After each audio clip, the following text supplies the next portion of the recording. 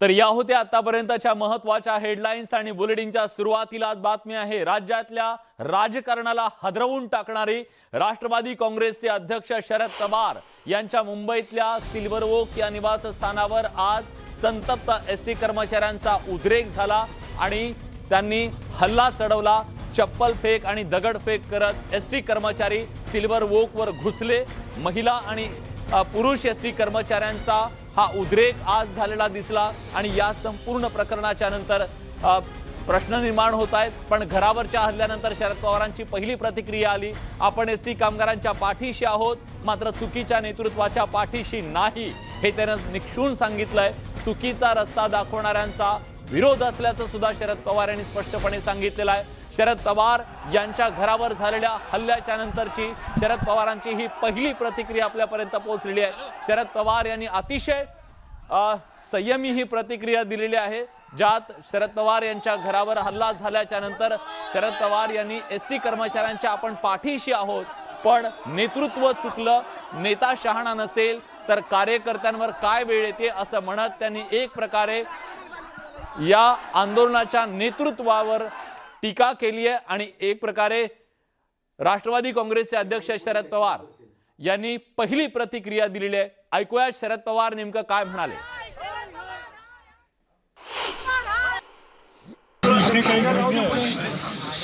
त्याच्या संबंधी आश्चर्य व्यक्त करायचे कारण नाही, कारण नेता शहाणा नसला तर कार्यकर्त्यांचा सुद्धा दुष्परिणाम होतो।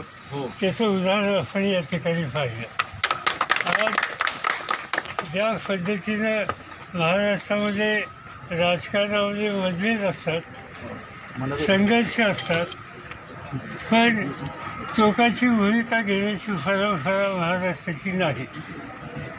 पण गेले काही दिवस हे जे काही आंदोलनाच्या माध्यमातून एस टी कर्मचाऱ्यांना सांगण्याचा प्रयत्न होत होता तो शोभनीय नव्हता। याच वेळेला एक चुकीचा रस्ता काहीतरी दाखवला आणि त्याचे दुष्परिणाम आज या ठिकाणी आहेत। कारण नसताना जवळपास काही महिने घरदार सोडून एस टी कर्मचारी नोकरीच्या बाहेर राहिला आणि त्याच्यामुळं प्रचंड आर्थिक संकट त्याच्या कुटुंबावर आले। दुर्दैवानं काही व्यक्तींना टोकाची भूमिका घ्यावी लागली आत्महत्यासाठी आणि त्यामुळं जे नेतृत्व अशी टोकाची भूमिका घेण्याची परिस्थिती निर्माण करते तेच नेतृत्व आत्महत्या किंवा तत्सम गोष्टीला जबाबदार आहे आणि त्याच्यातून जे काही नैराश्य आलं त्या नैराश्य कुठे काढलं पाहिजे म्हणून त्यांनी या ठिकाणी टार्गेट करायचा प्रयत्न केला, दुसरं काही त्याच्यामुळे नाही। राज्य सरकारमध्ये आपलं विलीनीकरण करावं या मागणीसाठी राज्यात गेल्या 5 महिन्यांपासून एसटी कर्मचाऱ्यांचं आंदोलन सुरू होतं। काल मुंबई उच्च न्यायालयाचा निकाल लागला आणि या निकालाच्या नंतर आझाद मैदानात गुलाल उधळून आनंदोत्सव साजरा झाला। त्याला 24 तास उलटत नाहीत तोवरच आज एसटी कर्मचाऱ्यांचा आक्रोश उद्रेक हा दिसला। मुंबईमधल्या शरद पवार यांच्या निवासस्थानी सिल्वर वोकवरती चपला आणि दगड भिरकावत एसटी कर्मचाऱ्यांनी आपल्या या उद्रेकाचं दर्शन घडवलं।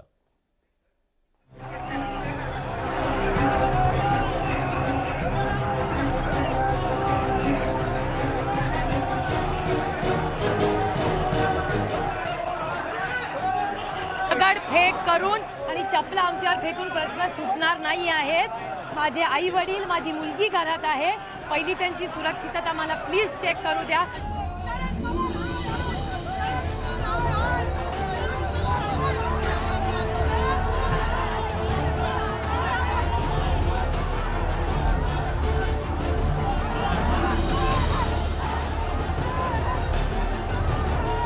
एका खासदारावर हात जोडण्याची ही वेळ आली आहे, ती शेवटच्या क्षणी एका भरकटलेल्या आंदोलनामुळे। हा धक्कादायक प्रकार आहे राष्ट्रवादी काँग्रेसचे अध्यक्ष शरद पवार यांच्या मुंबईतल्या निवासस्थान असलेल्या सिल्वर ओक बाहेरचा।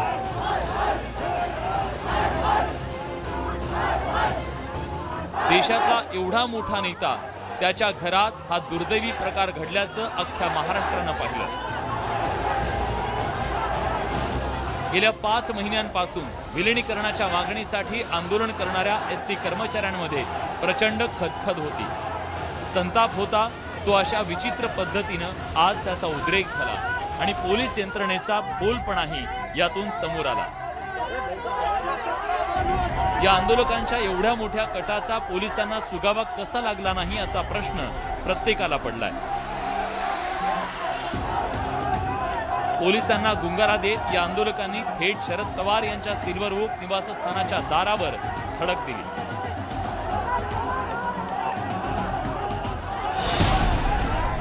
या एसटी कर्मचाऱ्यांच्या रुद्रावताराची दहशत एवढी की थेट शरद पवारांची मुलगी आणि खासदार सुप्रिया सुळेंना घराबाहेर पडावं लागलं।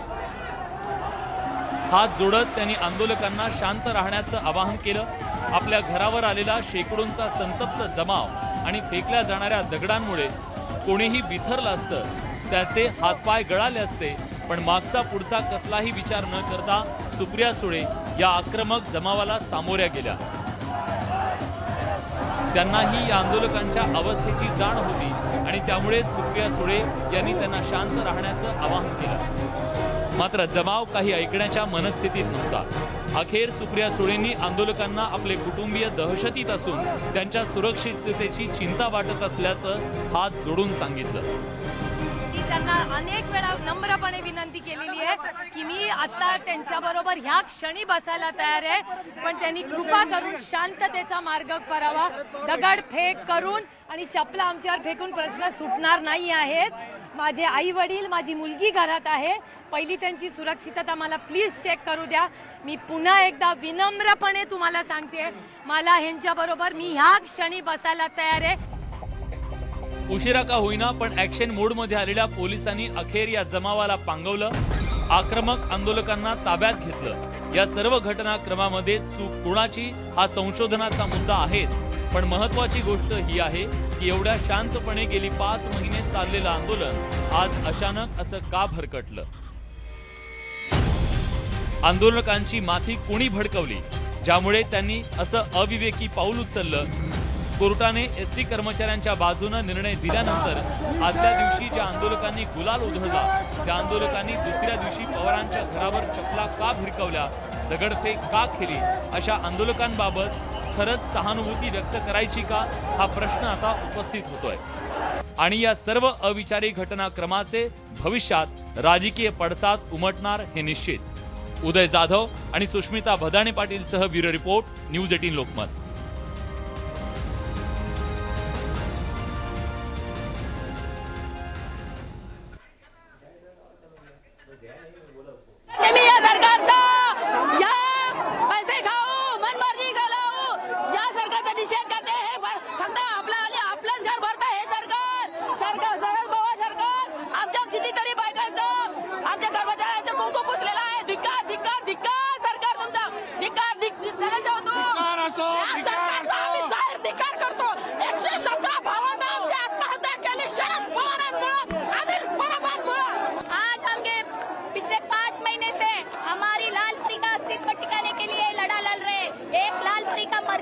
राज्य शासन में होना चाहिए, ये हमारी एक ही मांग है। लेकिन गेले 5 महीने में 120 लोग हमारे शहीद हो गए।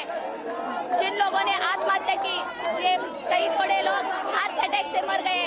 बार बार ये लोग अल्टीमेट दे रहे हैं हमको। वो अल्टीमेट की वजह से डिप्रेशन में आके हमारे 120 लोग शहीद हो गए। आज फिर भी उनके लिए वो शब्द बोलने की उनको ये नहीं। इसकी वजह से आज हम इधर चूड़िया फोड़ के निषेध किया गया है। आम्ही आझाद मैदानात बसला, आमच्या 150 लोकांनी तडफडून आत्महत्या केली, तरी सुद्धा त्यांना आम्हाला विलिनीकरण ते वाटलं नाही। आम्हाला जर विलिनीकरणाला जर जाग येत नसेल तर आझाद मैदानात आम्हाला त्यांच्या दारात यावं लागेल। आम्ही आझाद मैदानात बसून अहिंसेच्या मार्गाने आम्ही लढा देऊन पाहिला, पण या राजकारण्यांचे डोळे उघडत नाहीत, म्हणून आज त्यांना आम्हाला दाराला परत यावं लागलं। आम्ही असल्या राजकारण्याचा निस्तार करतो। आक्रोश आहे, उद्रेक आहे, संताप आहे आणि आज या सगळ्याचा कडेलोट झाला हे सुद्धा आहे। आज काय नेमकं घडलं मुंबईतल्या सिल्वर ओक या शरद पवार यांच्या निवासस्थानी काय घडलं, आजचा सगळा घटनाक्रम आपण ग्राफिक्सच्या माध्यमातून जाणून घेऊया। बघा, दुपारी 3:30 वाजता एसटी आंदोलकांकडून जोरदार घोषणाबाजी करत शरद पवार यांच्या घराकडे जाण्याचा प्रयत्न करण्यात आला। त्यानंतर 3:35 आंदोलकांकडून चप्पल फेक करायला सुरुवात झाली। त्यांनी बॅरिकेटिंग होतं ते बॅरिकेटिंग तोडलं आणि शरद पवार यांच्या घरामध्ये घुसण्याचा प्रयत्न केला। 3:40 शरद पवार यांच्या घरावर हल्लाबोल करत गेटमधून आतमध्ये प्रवेश करण्यात आला आणि त्यानंतर 3:45 पोलिसांचा फौजफाटा हा तिथं दाखल झाला। बघा, 3:50 सुप्रिया सुळे या सिल्वर ओकच्या बाहेर आल्या, कारण शरद पवार आतमध्ये होते, कुटुंबीय आतमध्ये होते। त्यांनी त्यांना समजवण्याचा प्रयत्न केला पण ते ऐकण्याच्या मनस्थितीत नव्हते। आंदोलकांना शांतता बाळगण्याचं आवाहन केलं, त्यांना समजवण्याचा त्यांनी प्रयत्न केला पण ते ऐकण्याच्या मनस्थितीत नव्हते। 3:55 विश्वास नांगरे पाटील हे घटनास्थळी तातडीने दाखल झाले। पोलिसांचा फौजफाटा पण तोपर्यंत दाखल झाला। आंदोलकांना शांत करण्याचा प्रयत्न सुरू झाला पोलिसांकडून 4 वाजता आणि त्यानंतर मग मोठ्या संख्येने पोलीस तिथे हजर झाले। 4:05 सुप्रिया सुळे पुन्हा सिल्वर ओकच्या बाहेर आल्या। त्यांनी राष्ट्रवादी काँग्रेसचे जे कार्यकर्ते तिथे दाखल झालेले होते त्यांना सुद्धा घरी जाण्याला सांगितलं। 4:10 सुप्रिया सुळेंकडून पुन्हा शांततेचं आवाहन करण्यात आलं आणि मग 4:15 वाजता आंदोलकांना पोलिसांनी एका व्हॅन मध्ये घेऊन ताब्यात घेतलं आणि त्या संपूर्ण परिसराला आंदोलकांना तिथून बाजूला करण्यात आलं आणि तो परिसर निर्मनुष्य करण्यात आला। आज हा सगळा घटनाक्रम घडल्याच्या नंतर स्वाभाविकपणे मुंबई पोलिसांच्यावर सुद्धा काही प्रश्न उपस्थित झाले, राज्याच्या गुप्तचर विभागावर सुद्धा काही प्रश्नचिन्ह उपस्थित झाले। त्यामुळे राज्याचे गृहमंत्री दिलीप वळसे पाटील यांनी या संपूर्ण प्रकरणाच्या मागचा जो सूत्रधार आहे त्याच्यावर कारवाई करणार असं स्पष्टपणे सांगितलंय। नाही, याच्या पाठीमागं असं आहे की एसटी कामगारांच्या प्रश्नाच्या आडून किंवा दुसऱ्या काही प्रश्नांच्या आडून आता अशा प्रकारे एक प्रकारची अस्वस्थता राज्यामध्ये निर्माण करण्याचा प्रयत्न काही राजकीय पक्ष, काही शक्ती करतायत आणि त्याच प्रयत्नाचा एक भाग म्हणून आमचे सर्वोच्च नेते आदरणीय पवार साहेबांच्या घरावर आज अशा प्रकारची घटना घडवण्यामध्ये काही ज्या अज्ञात शक्ती आहेत त्या अज्ञात शक्तींचा याच्यामध्ये हात असू शकतो आणि त्याचा आम्ही जरूर तपास करू। आज त्यांची नात घरात होती, आज त्यांची पत्नी घरात होती, दोघीही TV बघत बसल्या होत्या। पवारसाहेब असताना किंवा नसताना पोलीस कधीही घराला घालत नाहीत, ते कधीही ह्याच्यावर विश्वास ठेवत नाहीत, त्यांचा जनतेवर प्रचंड विश्वास असतो। असं असताना एखाद्याच्या घरावरतीची वयोवृद्ध पत्नी, ते स्वतः 82 वर्षाचे, त्यांची एकमेव म्हणजे नात आणि नातीपैकी नात घरात असताना तुम्ही असा क्रूर हल्ला करता, हा अतिशय दुर्दैवी आहे। मी ह्याचा निषेध करत नाही, पण महाराष्ट्रातल्या प्रत्येक माणसाच्या मनात ह्याच्याबद्दल वेदना आहेत। मला कायदा तोडून काहीच करायचं नाही, आम्ही लोकशाही मानणारी लोक आहोत, पण ज्यांनी कोणी हे केलं त्याला राजकीय संस्कृती माहीत नाही। महाराष्ट्राची जनता हे कधीच सहन करत नाही आणि करणारही नाही। आम्ही या हल्ल्याचा निषेध करतो, कायदा आपला काम करेल। आमच्यातला एकही कार्यकर्ता प्रत्युत्तर, प्रेसमध्ये प्रत्युत्तर काहीही करणार नाही आणि साहेबांनी तसा निरोप दिलेला आहे की जे काही झालं तरी आपण एसटी कामगारांच्या बरोबर आहे, त्यांचे संसार सावरले पाहिजेत, त्यांना कामावर लावलं पाहिजे। दरम्यान या घडीची आणखीन एक मोठी बातमी, राज्याचे मुख्यमंत्री उद्धव ठाकरे यांनी राष्ट्रवादी काँग्रेसचे अध्यक्ष शरद पवार यांच्याशी फोनवरून चर्चा केल्याचं कळतंय आणि उद्धव ठाकरे यांनी आज जो काही प्रकार घडला सिल्वर ओकवरती त्याच्याबद्दलची माहिती घेतली, शरद पवार यांच्याकडून त्यांची विचारपूस केल्याचं सुद्धा कळतंय। मुख्यमंत्री उद्धव ठाकरे यांनी शरद पवार यांच्याशी फोनवरून संवाद साधला, त्यांच्याशी चर्चा केल्याचंही कळतंय। स्वाभाविकपणे या संपूर्ण घटनेचे राजकीय पडसाद उमटायला सुरुवात झाली आहे। आज घडलेल्या या सगळ्या घटनेचे राजकीय पडसाद उमटतायत, प्रतिक्रिया उमटतायत। राष्ट्रवादी काँग्रेसचे प्रदेशाध्यक्ष जयंत पाटील यांनी काय म्हटलंय नेमकं आपण जाणून घेऊया। ट्विटरच्या माध्यमातून त्यांनी आपली प्रतिक्रिया व्यक्त केली आहे। आदरणीय शरद पवार साहेबांच्या घरावर आज काही समाजकंटक व्यक्तींनी दगडफेक केली। काल माननीय न्यायालयाचा निर्णय आल्यानंतर काही लोकांनी पेढे वाटले असताना आज त्याच समूहातील व्यक्तींनी अशा प्रकारे पवार साहेबांच्या घरावर दगडफेक करण्याचं कारण काय असा सवाल ट्विटच्या माध्यमातून जयंत पाटील यांनी उपस्थित केलाय।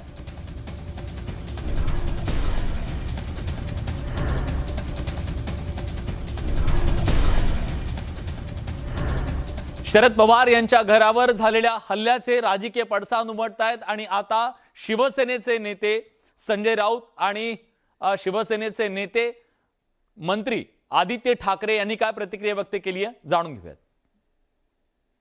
राजकारण कधी एवढं घाणेरडं झालं नव्हतं आणि याच्या मागे कोण आहे ह्याच्यावर चौकशी होणार आणि कडक कारवाई होणार। महाराष्ट्राचं राजकारण कधी एवढं घाणेरडं झालं नव्हतं आणि याच्या मागे कोण आहे ह्याच्यावर चौकशी होणार आणि कडक कारवाई होणार। अत्यंत दुर्दैवी आणि चिंता वाटावी असा हा आजचा प्रकार आहे। एसटी संपाच्या बाबतीमध्ये सरकारनं मार्ग काढण्यासाठी, मागण्या मान्य करण्यासाठी सर्व उपाययोजनांनी चर्चा केलेल्या आहेत। न्यायालयाचा निर्णय जो आहे तो सुद्धा त्याच पद्धतीचा आहे। बहुतेक सर्व मागण्या मान्य झाल्याची माझी माहिती आहे। तरीही कुठली तरी एक अज्ञात शक्ती पडद्यामागून वातावरण बिघडवण्याचं आणि एका विशिष्ट गटाला चिथावणी देऊन डोके भडकवून अशा प्रकारे आजचं जे कृत्य केलं आहे अशी कृत्य घडावी यासाठी सातत्यानं हालचाली करतात। आज शरद पवार यांच्या घरावर हल्ला झाला आणि त्यानंतर स्वाभाविकपणे तिथं त्याचीही प्रतिक्रिया उमटली आणि राष्ट्रवादी काँग्रेसचे काही कार्यकर्ते तिथं दाखल झाले याची माहिती मिळताच आणि त्यांनी हा सगळा हल्ला त्याच्या मागचं डोकं हे भाजपचं असल्याचा गंभीर आरोप केला। नक्कीच असं आहे की आज जो प्रसंग झाला तो निंदनीय प्रकार आहे। वास्तविक त्यांना एवढ्या दिवसभरामध्ये त्यांना आझाद मैदान ठिकाणी शांततेने आंदोलन चालू होतं आणि उपमुख्यमंत्री आणि मुख्यमंत्री त्याच्याशी चर्चा करत असताना सुद्धा ज्या पद्धतीने सदानंद गुणवर्तेने हे प्रकरण केलेलं आहे ते निश्चितपणाने चुकीचं आहे। याच्या मागे आम्हाला निश्चितपणाने माहिती आहे की भारतीय जनता पक्षाचा हात आहे आणि आपण एकंदरीत जर बघितलं तर मी निश्चितपणाने सांगू शकतो की ह्याच्यामध्ये जेवढे लोक होते त्यामध्ये बरेचसे लोक दारू प्यालेले होते। आम्ही स्वतः बघितलेलं आहे आणि निश्चितपणाने आता आम्ही जाहीर निषेध करतो। परंतु काल कोर्टाचा निकाल आल्यानंतर जल्लोष देखील करण्यात आला होता आझाद मैदानला आणि त्यानंतर आज इथे अचानक सुरू। त्यासाठीच मी म्हणतो काल कोर्टाचा निकाल त्यांना माहिती होता आणि त्याचा आनंद देखील घेतला। असं असताना सुद्धा आज हा प्रसंग करण्याचं कारण नव्हतं म्हणूनच सांगतो त्याच्यामध्ये सदानंद गुणवर्तेने आदरणीय पवार साहेबांवरती ज्या प्रकारे इतक्या दिवस तो आरोप करतोय निश्चितपणाने त्याच्यामध्ये भारतीय जनता पक्षाचा हात आहे हे निश्चित आहे। अचानक आंदोलन केलं, निदर्शन केलं, आक्रमक झाले आणि एसटीच्या मागण्यांसोबत जय श्रीरामचे देखील नारे देण्यात आले। जय श्रीरामचे नारे देण्यात आले होते। जय श्रीरामचे नारे देखील नाही हे सगळं प्री प्लॅन आहे आम्हाला माहिती आहे। त्यांनी दाखवून दिलं ना जय श्रीरामचा नारा का दिला, त्याच्या मागे कोण आहे हे निश्चितपणाने ते स्वतःहून दाखवून दिले। आपण जर बघितलं त्याच्यामध्ये बरेचसे लोक दारू प्यालेले होते हे मी तुम्हाला सांगू इच्छितो आणि हे निंदनीय आहे। शरद पवार यांच्या घरावर झालेल्या हल्ल्याच्या संदर्भात विरोधी पक्षनेते देवेंद्र फडणवीस यांची प्रतिक्रिया येते। ट्विटरच्या माध्यमातून त्यांनी या संपूर्ण घटनेचा तीव्र शब्दामध्ये निषेध व्यक्त केलेला आहे। देवेंद्र फडणवीस काय म्हणतात ट्विटरवर, शरद पवार साहेबांच्या निवासस्थानी झालेली घटना ही अतिशय चुकीची आहे। कुठल्याही पक्षाचे कार्यकर्ते असोत, कुठल्याही पक्षाचे नेते असोत, घरावर अशी आंदोलनं अजिबात समर्थनीय नाहीत। मी या घटनेचा तीव्र निषेध करतो। गेल्या 5 महिन्यांपासून अधिक काळापासून हे आंदोलन सुरू आहे।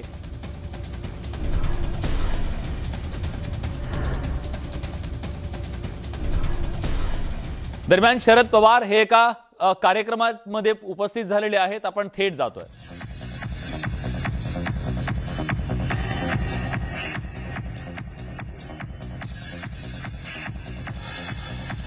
मुंबईत एका पुस्तक प्रकाशनाच्या कार्यक्रमासाठी राष्ट्रवादी काँग्रेसचे अध्यक्ष शरद पवार हे पोहोचलेले आहेत आणि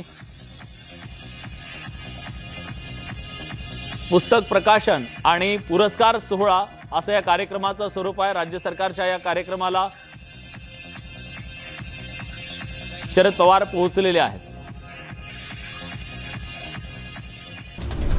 आणि यानंतर आज दिवसभरातली आणखीन एक मोठी बातमी ती म्हणजे शरद पवार यांच्या घरावरील हल्ल्याची आता चौकशी केली जाणार आहे। उच्चस्तरीय चौकशी करण्यात येणार आहे। विश्वास नांगरे पाटील ही चौकशी करणार आहेत आणि नांगरे पाटलांच्या अध्यक्षतेखालची ही समिती या संपूर्ण हल्ल्याच्या मागचा सूत्रधार कोण याची चौकशी करणार आहे। चौकशी समितीद्वारे या हल्ल्याचा तपास होणार असून विश्वास नांगरे पाटील हे या समितीचे प्रमुख असणार आहेत।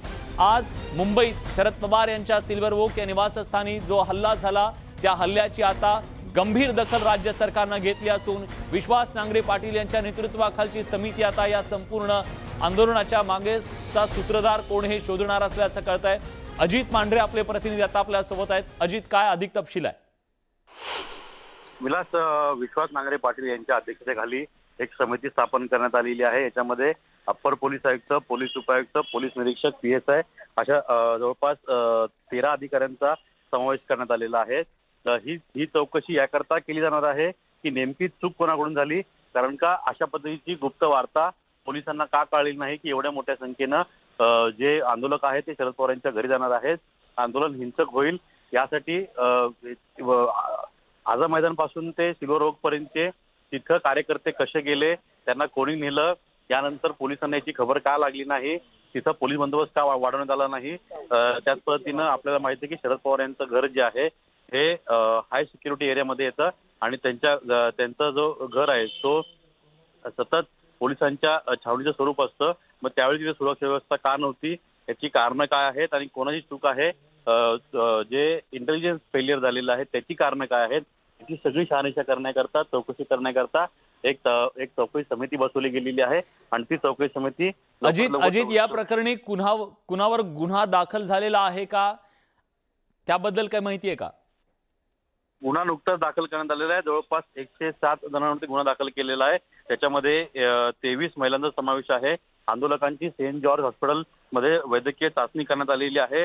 सरकारी कामात अडथळा निर्माण करणे, प्रतिबंधात्मक कारवाईचे उल्लंघन करणे, हिंसक वळण, त्याच पद्धतीनं गैरवर्तन अशी विविध कलम जी आहेत ही या आंदोलकांना लावण्यात आलेली आहे। पण गुन्हा दाखल होण्याची प्रक्रिया सुरू झालेली आहे आणि लवकरच गुन्हा दाखल होईल असं वरिष्ठ अधिकाऱ्यांचं म्हणणं आहे। आझाद मैदानावर जे आंदोलन सुरू आहे त्याच्या संदर्भात सुद्धा काय निर्णय घेतला जातो हे बघावं लागेल। धन्यवाद अजित, तुम्ही दिलेल्या सगळ्या सविस्तर माहितीबद्दल। यानंतर बातमी आहे, राज्यात लोड शेडिंगचं प्रमाण हे अधिक वाढण्याची भीती व्यक्त होतीये। त्याचं कारण म्हणजे राज्यात विजेचा अभूतपूर्व तुटवडा निर्माण होतोय आणि त्यामुळे आज वीज संकटावर मात करण्यासाठी राज्य मंत्रिमंडळाची तातडीची बैठक झाली। या बैठकीत वीज खरेदी करायला मान्यता देण्यात आली आहे। केंद्राच्या दरापेक्षा कमी दरात वीज मिळणार असल्यानं मंत्रिमंडळ बैठकीत हा निर्णय घेण्यात आल्याचं ऊर्जा मंत्री नितीन राऊत यांनी सांगितलं। या निर्णयामुळे 100 ते 150 कोटी रुपयांचा भार पडणार आहे। मागील वर्षी 192 कोटी रुपयांचा खर्च आल्याची माहिती राऊत यांनी दिली। त्यामुळे राज्यात आधीच विजेची मागणी वाढलेली आहे। अशा वेळी राज्यातलं हे वीज संकट गंभीर बनू शकतं, लोड शेडिंग वाढू शकतं आणि त्यामुळे राज्य सरकारनं त्यावर मात करण्यासाठी आज खाजगी व्यक्तींकडून किंवा कंपन्यांकडून वीज खरेदी करण्याचा किंवा इतर सरकारांकडून ही वीज खरेदी करण्याचा निर्णय घेतला।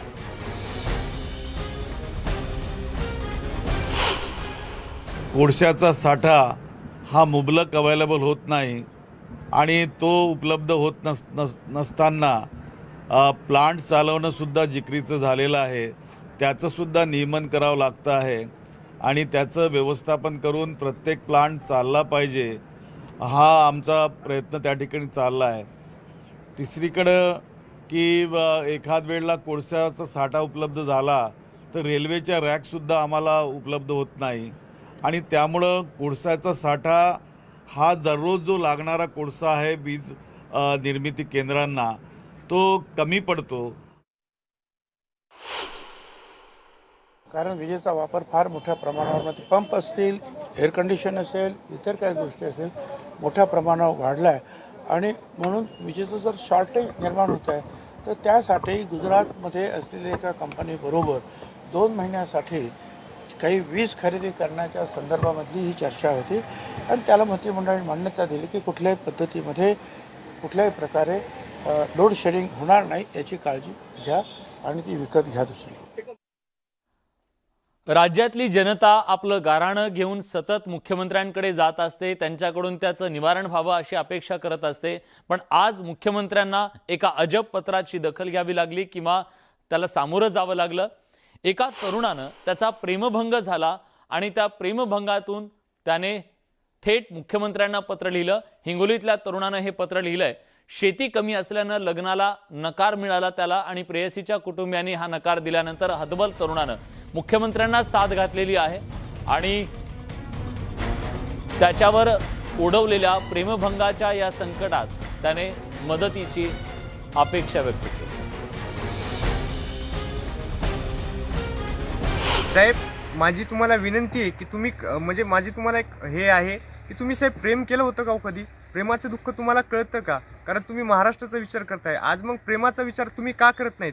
आज मी प्रेम केलं, माझ्यावर आत्महत्या सदृश्य परिस्थिती निर्माण झाली आणि माझं प्रेम जर नाही मला मिळालं तर मी सरळ सरळ आत्महत्या करणार, कारण माझ्याकडे दुसरा पर्याय नाही. आणि मुलीच्या वडिलांनी नाकारलं का तर म्हणे शेती कमी. साहेब, माझ्याकडे आता वडिलोपार्जितच शेती कमी आहे आणि शेतीतून उत्पन्न काढून साहेब शेती घेणं होत नाही हो.